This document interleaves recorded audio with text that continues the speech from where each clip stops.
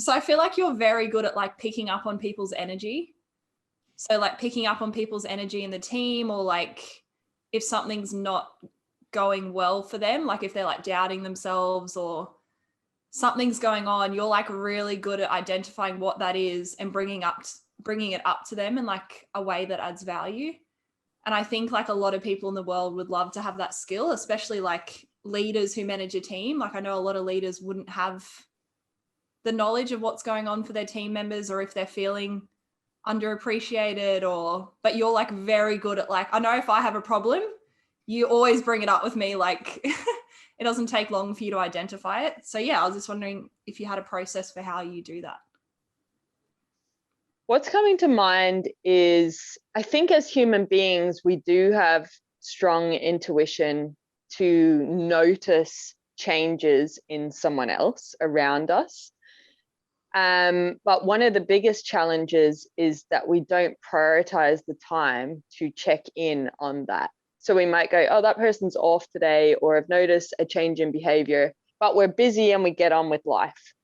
So I'd say the first thing is like, when you do have that, I've noticed something there, stop, pause, and prioritize it and seek to understand. Like, do check in or create the space to have a phone call with them later, or check in with them via text when you notice it. And sometimes what we do is we just push on with life and we don't prioritize that check-in. So that's one thing I do, because I think human beings are aware of it. And there's different levels of how much awareness and tapping into energy of other people and how we're impacted by other people's energy. But I'd say a lot of people do notice it. They just don't verbalize or do something with that pickup. And then what it looks like in other people is just basically it's a change in behavior. So it's different to how they normally are. If they're like really chirpy coming in the mornings, and another day they come in, they're just like, oh, hey, as opposed to like, hey, how's your weekend? You know, there's a difference there. So what's that about? What might be prompting that? They can say things. So they might say things out loud. And the first time it might be like, that was interesting. Maybe they say something again and you're like, oh, that's the second time they've now said that, which is different for them. So there's like clues. I think the eyes really tell a lot about what's going on for a person. And so if you look into someone's eyes, like I'm not the best at it always, because I don't always now, like I'm looking over here a lot right now if you watch me, but if you can maintain eye contact and look into someone's eyes, it can tell you a lot about what is actually truly going on for them.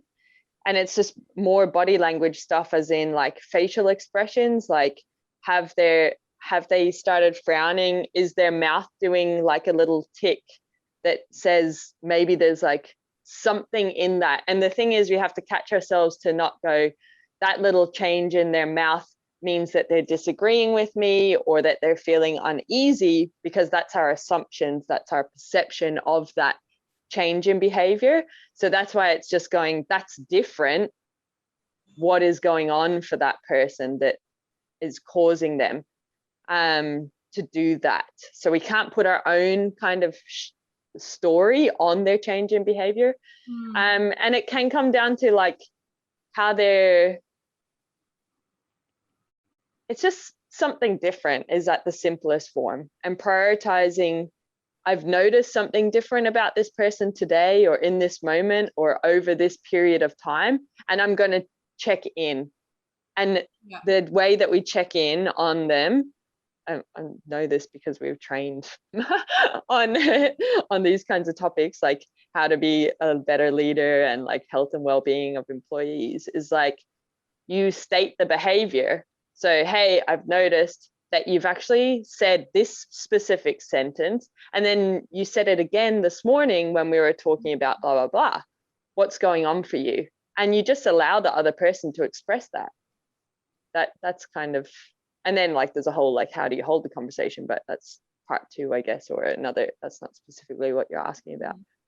Yeah, that's what I'd say. That's cool. I like that, because I think sometimes for me, if I notice something, it can, like the way I say it can cause defensiveness in the other person. So I like how you've said like what's going on for you, rather than being like, why are you always saying that, or like, why are you doing that? Because then I think people can close off and not want to share with you. But I really like that, like, this is what I've noticed, like what's going on for you, because it is like something that enables people to feel more comfortable to open up. So I think that's really cool. Yeah, it's a nice way to be able to express yourself. Mm. And I also think, like humans of the world, you have a responsibility to, on the receiving end of that, like where you're saying, oh, if you said, why are you saying that? Or why did you do that? And it can cause defensiveness. Well, the other person needs to take responsibility to go, is this person coming from a place of love? Like, are they coming from a place of care right now? They may not have expressed it in the most loving or compassionate way, but they do care. They're just not able to communicate like as effectively as they should be. Like, I know for me, sometimes when I'm going to do things like that, I get a bit nervous, and I'm like, I just kind of blurt it out, and it doesn't come out the most like compassionate or empathetic way, but I do really care. I'm just a bit uncomfortable having it. But it's the responsibility of the other person to know that I care about them, and that's why I'm doing this in the first place. So they need to get over that defensiveness and go, okay, Kim hasn't communicated this in the most effective way, but I know that she's coming from a place of good intention, so let's go with it, basically. Yeah, definitely. I think it's like emotional bank account too. Like, I know for me, if someone had a very low emotional bank account with me, like had done things that had upset me over time, I would be much less likely to like share information with them. So I guess it's like another thing to create those relationships with your team members enough that they like trust you and feel comfortable to be honest, or like share a little bit more than what they would if like the relationship wasn't good.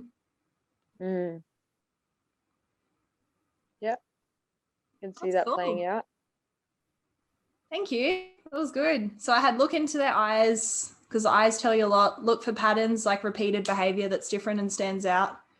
Prioritize it if you do notice something, and check in with them even if it feels uncomfortable. You can do this by stating the behavior and asking what's going on for you. I like that summary. Boom. That's Thank you. Effective, practical step summary. Thank you. What's up, awesome human? Thank you on behalf of myself and the Bella Vista Studios team for continuously choosing to learn with us. We really appreciate it. If the tips and the insights and the context resonate with you and you want to take your skills to the next level, or you want to make your life way easier, you will love our Creator Hub. The Creator Hub is a place for people like you and us. Basically, it's the stuff that we use internally at Bella Vista Studios, and then we just share it publicly with you. The Creator Hub is created by instructional designers for instructional designers, and what you'll love there at the moment is we've got a quiz, Could I Be a Better Instructional Designer, that has so much tips in the feedback if you're interested in human-centered design or just taking your skills to the next level in terms of the solutions you're creating, the problems you want to solve. But in there as well, aren't we cute? That's us. But we've got the coaching courses, freebies, give us gratitude, and also we've got some templates. And basically they're always around the lens of learning experience design, instructional design, and e-learning. So a human-centered design focus is very much what we're about at Bella Vista Studios. So putting your learners at the heart of a solution and creating something for their needs. So there's the human-centered design stuff, and then we've also got the business stuff. So this is the stuff they don't teach you about when you want to become a freelancer or a consultant in the instructional design world. So go check it out. The link is in the description. You can check out everything that is available for you. Thank you for choosing to learn with us. Continuously invest in your skills. You will be rewarded as an instructional designer. Share this stuff, share it with other people, because when we are better instructional designers, we create better solutions that create better humans, that create a better world. So we have a very important role, and I'm excited to be on this journey with you. Have an awesome day.